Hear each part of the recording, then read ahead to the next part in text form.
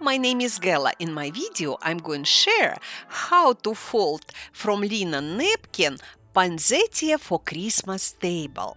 I using 17 by 17 inches cotton napkin. First, I folding each corner towards the center. Then folding again corners towards the center. Next step for me easier if I place on top plate and flip over. I folding towards the center each corner again. This napkin fold we can make in a few days in advance and unfold petals when we'll be ready. I stack napkins between my plates. As you can see, plates left round footprint, but don't worry, it's not affect the design.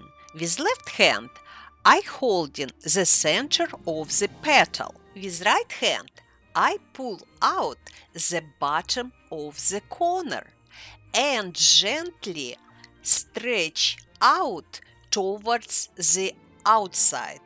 Design is already impressive as is. And the final step. With left hand, I hold the center of the flower and with right hand unfold from the bottom 4 more petals. This napkin so impressive decor for Christmas table. If you like my video, please remember to subscribe so you don't miss my new videos.